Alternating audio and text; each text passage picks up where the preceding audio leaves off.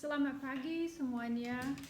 Saya sangat senang, sangat bersyukur bahwa saya dan Pak Andy bisa kembali ke Indonesia dan saya bisa buat video ini di Guest House CMA di Jakarta.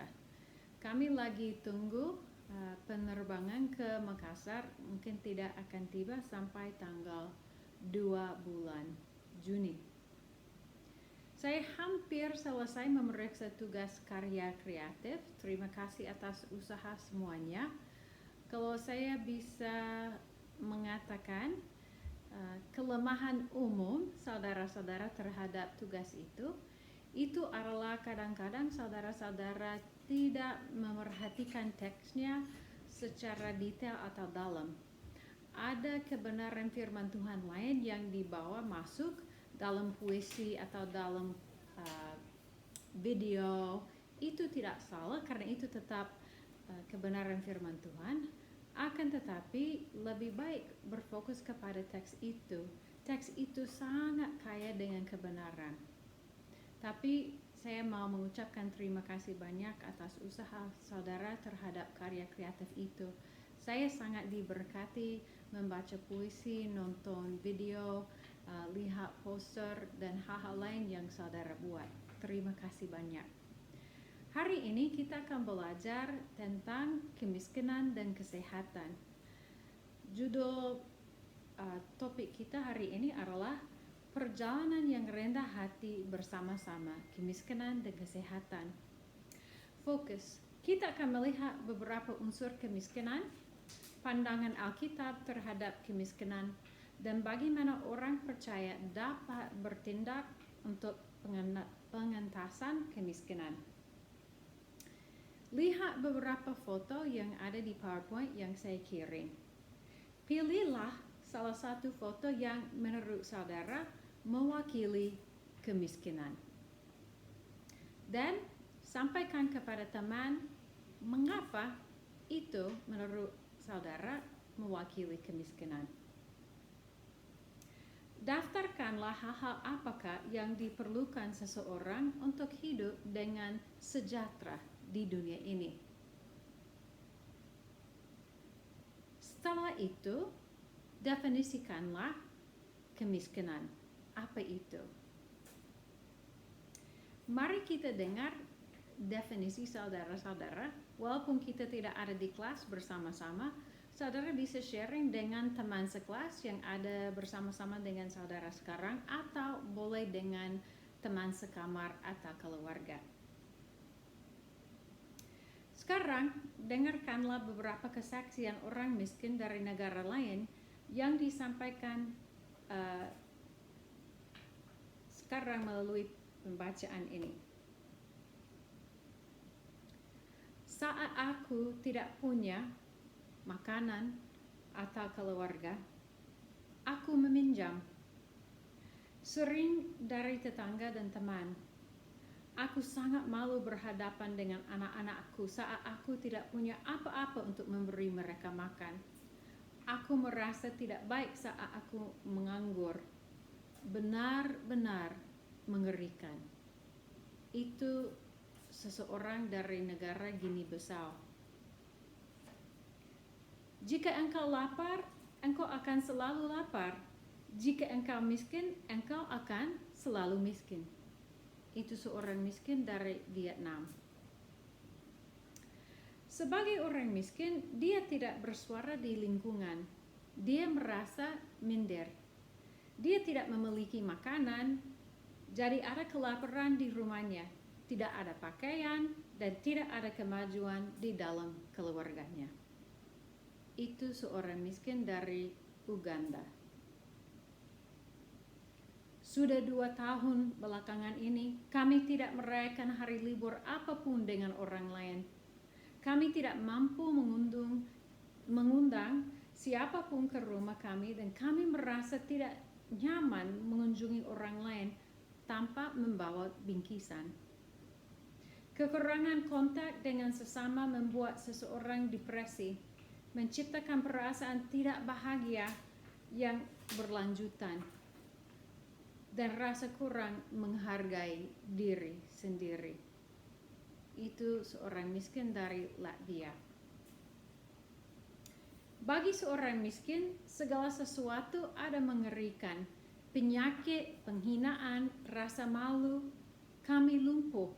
Kami takut akan segala sesuatu. Kami bergantung pada orang lain. Tak ada seorang pun yang membutuhkan kami. Kami seperti sampah yang dibuang oleh orang. Jadi itu beberapa pernyataan dari orang miskin. Bagaimana definisi saudara yang saudara tulis di atas didikta sesuai dengan pengalaman orang itu? Kembangkanlah dan perbaikilah definisi Anda untuk lebih sesuai gambaran kemiskinan yang lebih lengkap, yang cocok dengan pernyataan-pernyataan yang dibaca itu. Dan dengan orang lain, daftarkanlah faktor-faktor penyebab terjadinya kemiskinan.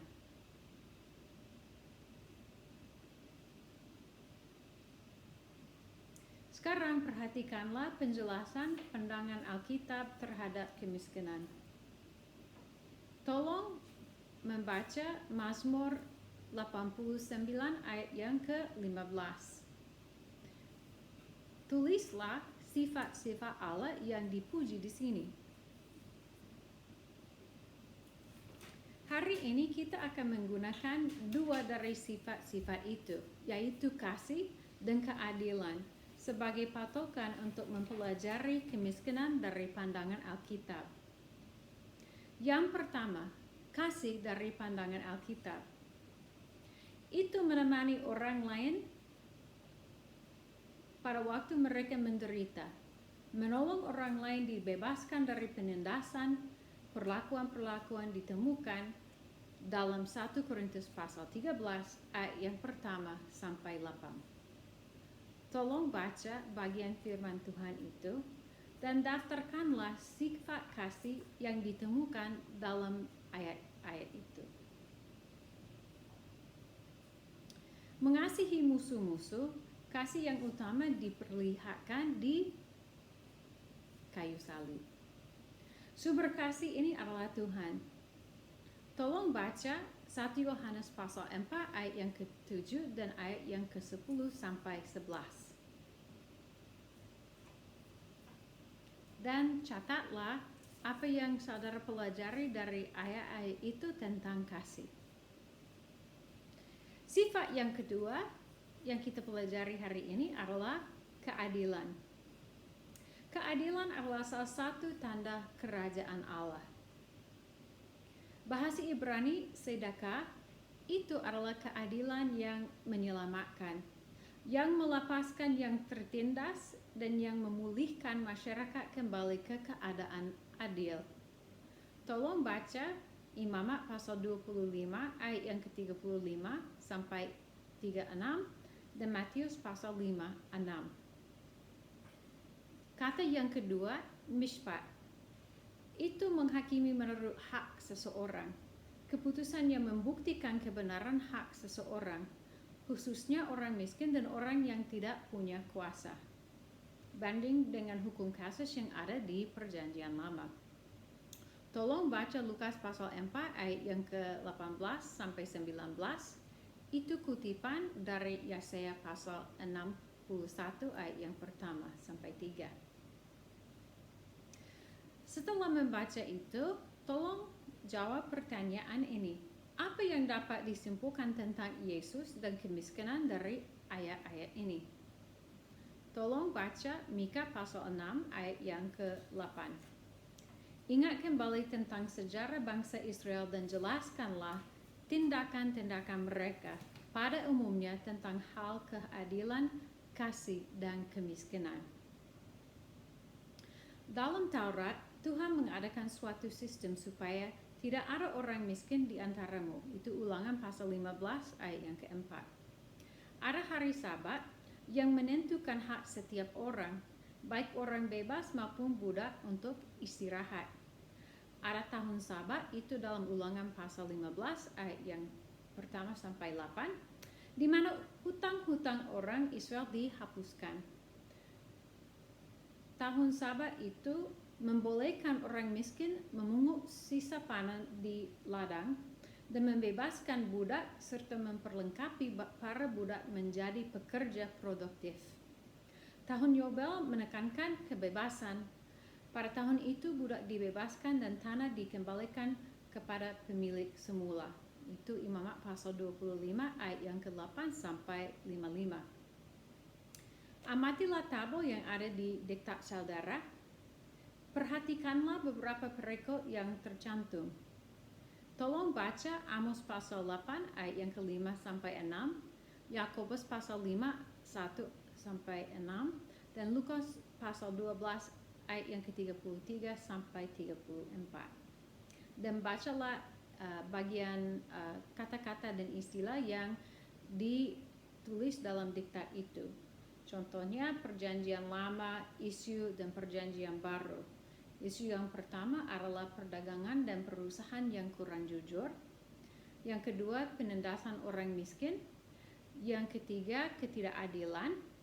Yang keempat, kekayaan yang dipakai untuk memuaskan diri sendiri.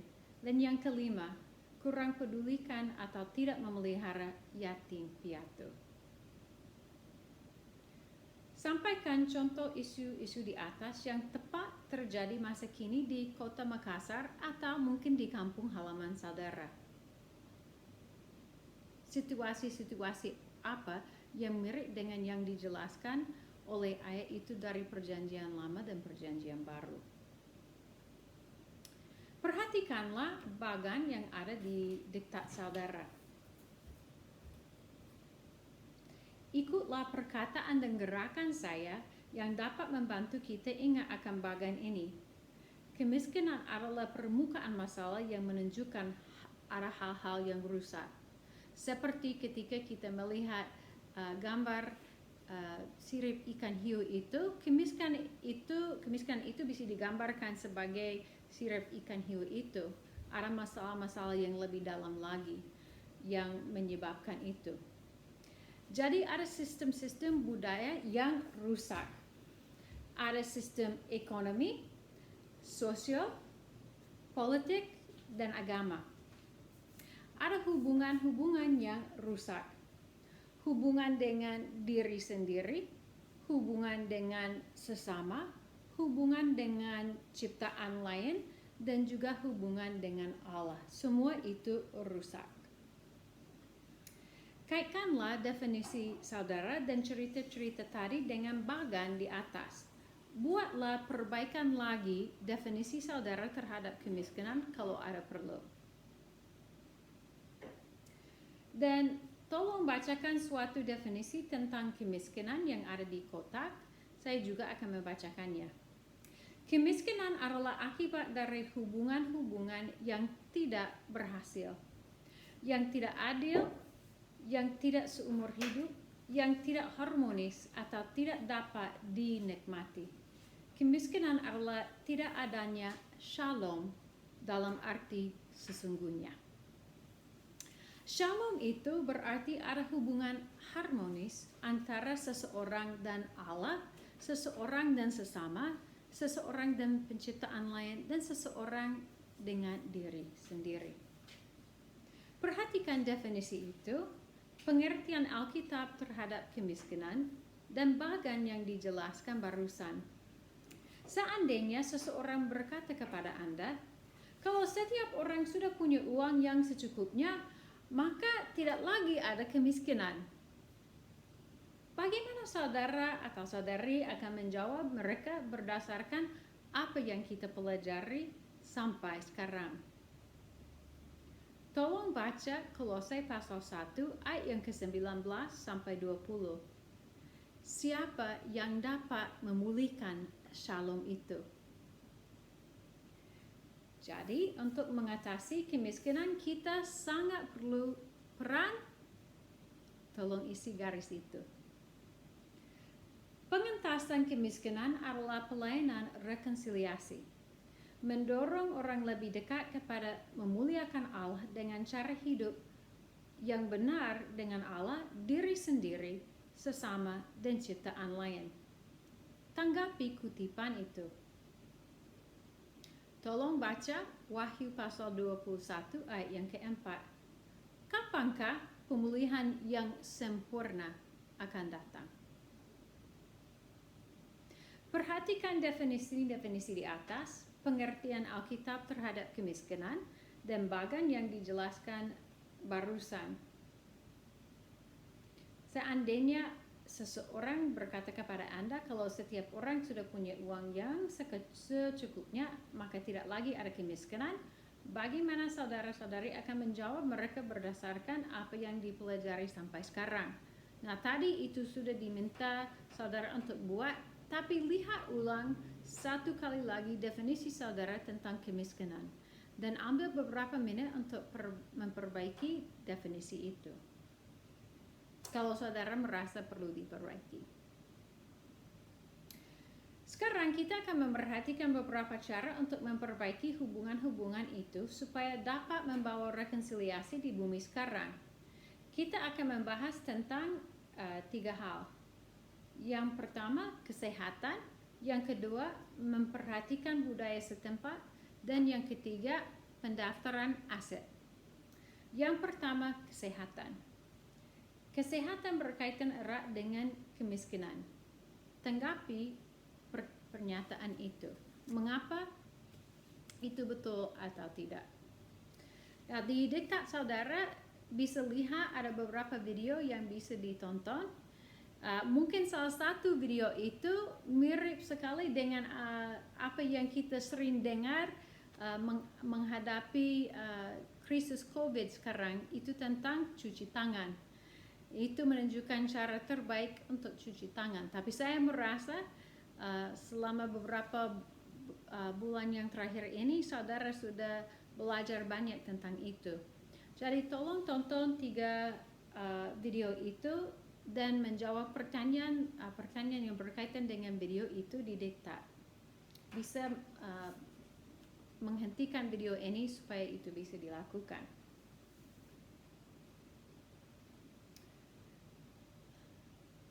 Yang kedua, memperhatikan budaya setempat. Dengarkanlah 2 cerita nyata ini.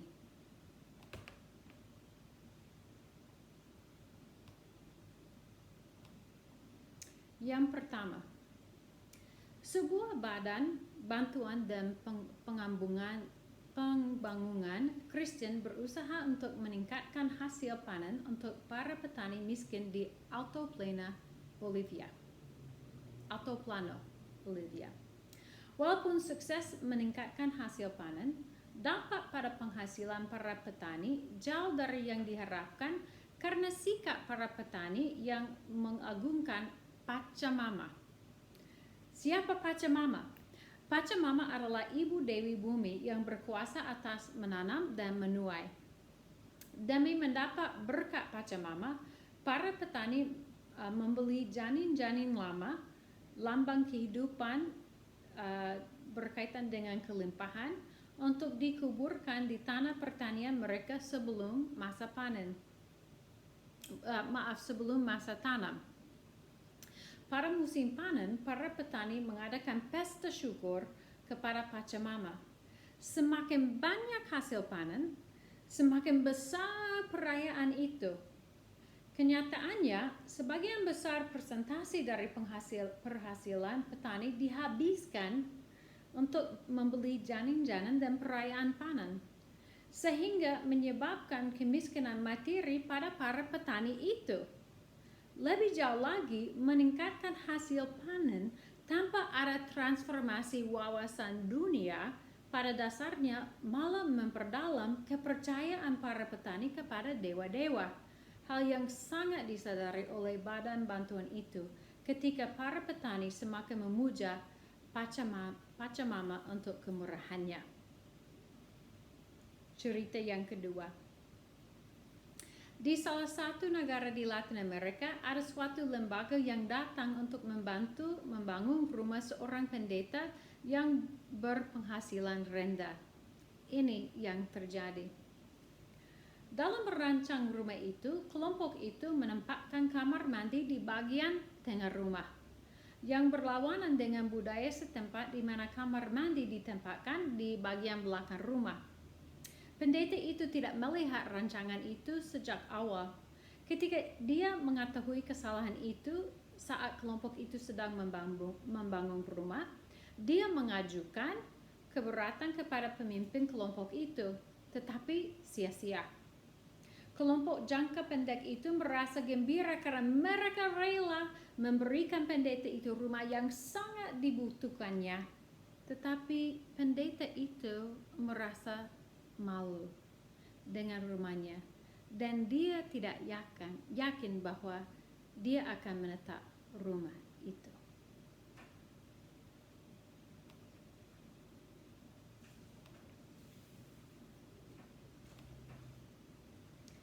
Jadi analisa maksud dan tujuan penolong dari dua cerita itu dan bagikan pendapat saudara tentang proyek itu berhasil atau tidak dan mengapa. Dalam hal menolong, jangan lupa ada faktor B, yaitu budaya, dan itu yang berkaitan erat dengan faktor lain, yaitu pandangan dunia. Mengapa memperhatikan dua faktor itu sangat penting? Hal yang ketiga, pendaftaran aset. Dengarkanlah cerita nyata ini.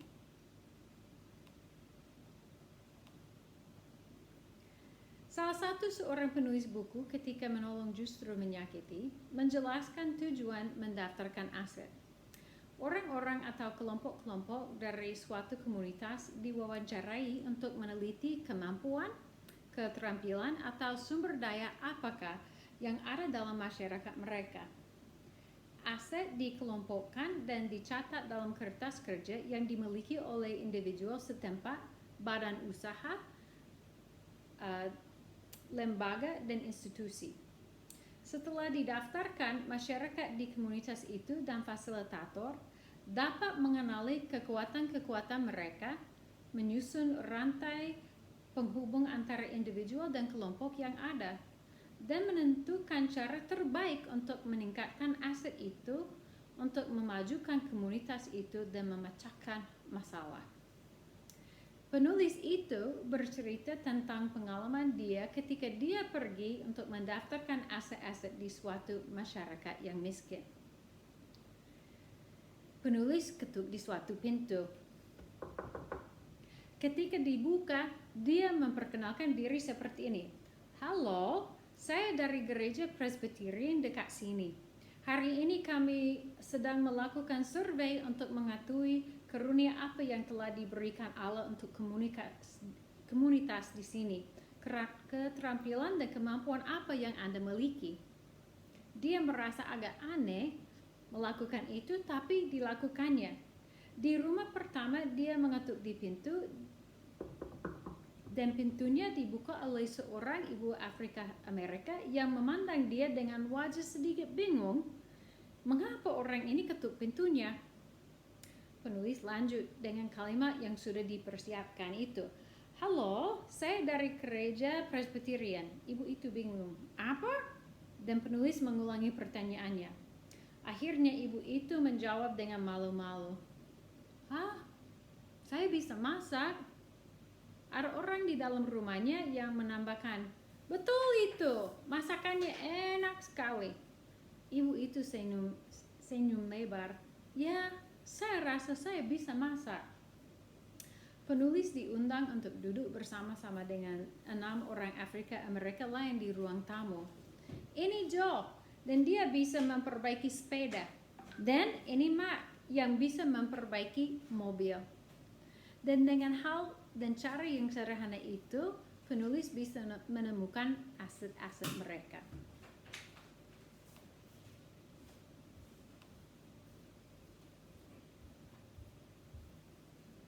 jelaskan bagaimana seorang pelayanan itu membuat survei itu, apa yang dia lakukan. Sampaikanlah respons saudara terhadap kutipan di diktat berikut ini berkaitan dengan soal kemiskinan dan bagaimana berkaitan dengan yang diceritakan barusan.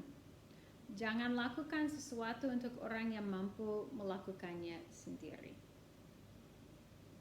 Jadi bagaimana dapat kita membantu seseorang keluar dari kemiskinan tanpa ada ketergantungan supaya mereka bisa mandiri? Kita bisa buat itu dengan A, B, C, D atau asset-based community development, atau dalam bahasa Indonesia pengembangan masyarakat berdasarkan aset.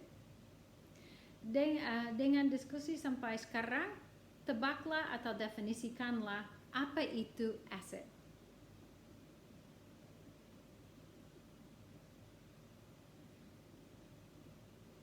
Aset adalah suatu kelebihan, skill, keterampilan, bakat, sumber daya atau modal yang dimiliki seseorang atau suatu masyarakat. Kita bisa lihat ada yang kita bisa bilang pemetaan aset di Alkitab. Kalau 2 Raja-Raja pasal 17 ayat yang ke-7 sampai 16, Elia dan janda di Sarfat, apa yang Anda punya di rumahmu? Keluaran, kisah Musa, apa yang Anda punya di tanganmu? Dan Markus pasal 6 ayat yang ke-35 sampai 44, Yesus memberi makan 5.000 orang. Berapa banyak roti padamu? Dan di balik semua itu adalah kuasa Tuhan. Ada 5 langkah A, B, C, D. Yang pertama itu menemukan, dan itu yang dibuat orang itu tadi dalam ceritanya. Menemukan kembali kelebihan yang sudah ada dalam suatu masyarakat. Ini bisa dilakukan dengan saling berbagi cerita. Yang kedua, mimpi. Membayangkan apa yang diinginkan untuk masyarakatnya. Yang ketiga, merancang. Memikirkan hal-hal yang diperlukan untuk mewujudkan mimpi-mimpinya. Dan yang keempat, menentukan. Berkumpul bersama-sama dan berdiskusi bagaimana kekuatan-kekuatan yang sudah ada dapat dipakai untuk mencapai mimpi-mimpinya. Yang kelima, memastikan bahwa apa yang direncanakan akan dilaksanakan. Apabila dilaksanakan, maka mimpi terwujud. Setelah proses ini bisa dimulai ulang. Yang penting bukan orang dari luar, orang asing yang datang dan urus semuanya, tapi mereka lihat apa yang sudah ada di dalam komunitas itu dan bagaimana itu bisa dipakai. Dan itu akan mengembangkan masyarakat dan juga mengembangkan harga diri komunitas itu.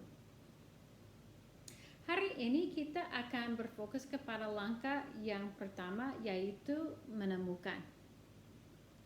Nah, kita sudah dengar cerita itu tadi tentang bagaimana orang itu keluar itu dari gereja Presbyterian, dan dia keluar untuk lihat bagaimana orang yang tinggal dekat gereja itu bakat dan keterampilan apa. Tapi sekarang saya mau sampaikan suatu cerita lucu tentang seorang misionaris yang lupa untuk tanya masyarakat tentang aset mereka. Ada teman saya, dia melayani di Asia Tenggara, khususnya dengan komunitas-komunitas yang miskin. Satu kali dia pulang ke Amerika. Nah, di negara mana dia melayani di Asia Tenggara, salah satu hal yang mereka kembangkan di situ, salah satu usaha adalah mereka buat sabun dan menjual sabun. Jadi pada waktu misionaris ini pulang ke Amerika, dia mau beli alat untuk memotong sabun itu yang sangat canggih, dan dia sangat bangga karena dia mengeluarkan cukup banyak uang untuk beli alat ini yang mahal, dan dia bawa itu kembali ke negara itu. Tapi pada waktu mereka mau potong sabun itu agak susah dan tidak lurus sabunnya, jadi bentuknya tidak terlalu cantik, dan dia kecewa dan sedikit pusing. Akhirnya ada masukan dari orang setempat. Mereka cari dan mereka pakai tali, hal yang sederhana dan murah, dan mereka mulai memotong sabun itu dengan tali dan berhasil, dan sabun itu bentuknya menjadi cantik. Jadi yang lucu, seorang misionaris itu dia berpikir alat yang canggih dan mahal adalah solusinya, padahal orang lokal itu mereka sudah punya pikiran bagaimana masalah itu bisa diatasi, tinggal mereka ditanya.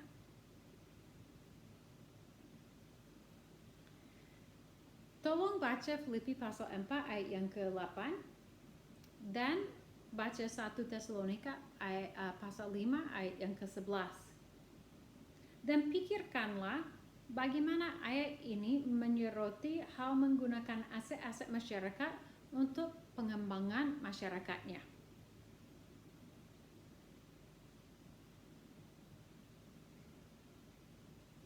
Pikirkanlah kampung halaman saudara, atau kalau saudara berasal dari Makassar, pikir tentang orang-orang yang tinggal dekat rumah saudara. Berpura-pura bahwa bahwa saudara berasal dari tempat itu. Kalau itu Makassar atau boleh kampung halamannya, seandainya saudara berasal dari Kalimantan tapi mau pikirkan tentang daerah sekitar kampus, boleh juga, boleh berpura-pura. Daftarkanlah jenis kemiskinan apa yang ada di tempat itu. Apakah itu kemiskinan secara rohani, secara fisik, secara lingkungan, dan sebagainya. Catatlah semua aset yang ada di antara orang-orang di situ.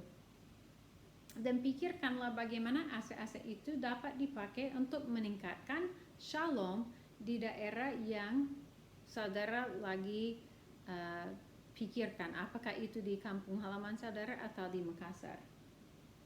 Jangan lupa akan rekonsiliasi hubungan dan faktor budaya dalam rencanamu.